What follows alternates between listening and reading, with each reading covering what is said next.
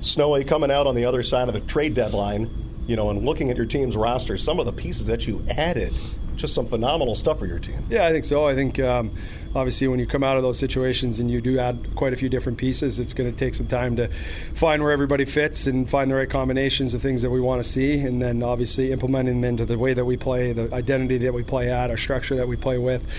So there's some pieces that are going to take some time to get those all organized, but so far so good. Obviously Jurasek was there for one game, obviously had a pretty good showing when he scores a goal on the power play, and I thought as the game went on he got more comfortable. Kachuk's done a good job. He's putting a couple points up on the board for us. Harrison we'll get to see this weekend.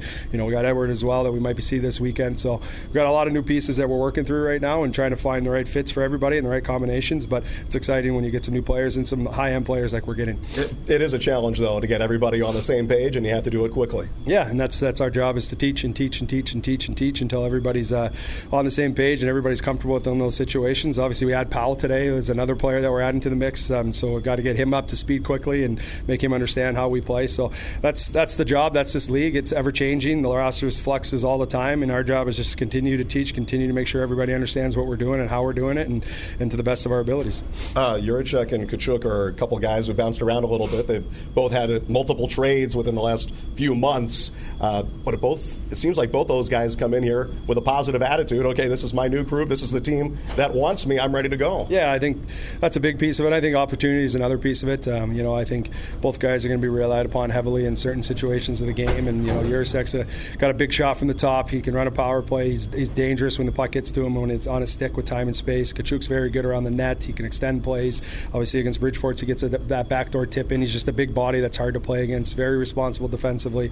So all those things are exciting. But to your point, it does take time to gel with different people and understand. Jurasek, you got a new partner. How is that going to look? How are you playing off of each other? With Kachuk, you got new linemen. How are you playing with each other? How do they move? How do I understand where they're going to go and when I need to get there? So just little things like that. But that's part of the game, and that's part of our job, to just keep showing them the video and keep teaching them all the situations where they can learn and play off of each other better. Sometimes also a fresh start and new coaches and new eyeballs. Jurasek has not stuck in the NHL full time yet. That's his goal, and it's your goal to get him there. Yeah, very, very much so. I think, for him, it's he's been with Minnesota and he's with Columbus before that, and for us, it's a clean slate. We know what his strengths are, and we know the things, his weaknesses that we need to continue to show and help him understand. And offensively, we know that he can generate offense. He'll get up in the play. He can shoot a puck in the net. He can make plays when it hits his stick. Now it's just the other side of the game, where how are we going to get him tightened up defensively, tight gaps, being physical down below the dots, owning our net front, all those little things that are habit-based things that he's going to have to do in the NHL level, and he's been there, he's done that. But how will we get those consistently? See, we know you can do the offensive side of it. We need to get the defensive side of the game tightened up and make sure we put you in the right spot so you can succeed. And when you go up there, you can be the 6th overall pick that everybody expects that you can be. And he's got that skill set. It's our job to just kind of teach him and keep pulling everything out of him that we can.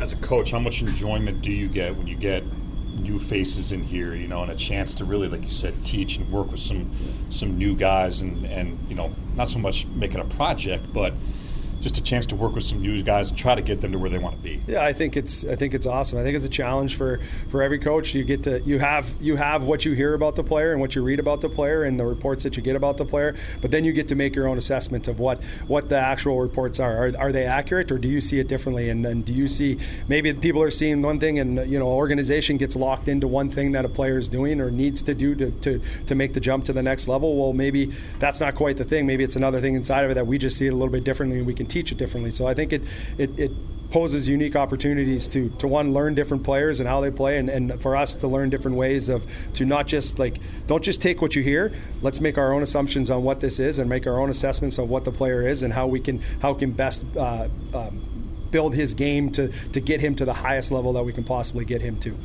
I know we hear a lot about David's skating, right? And it seems like the organization has a few of those guys that's been the biggest hurdle to get them over the top. How do you work with a guy on that specific aspect? Well, for a D, for starters, I think it's all about your feet, if you gap early and you get tight early, that helps your feet, right? Because then you're always tight to the play, and if you don't feel like you can pivot, you can get maybe contact early because you're skating forwards.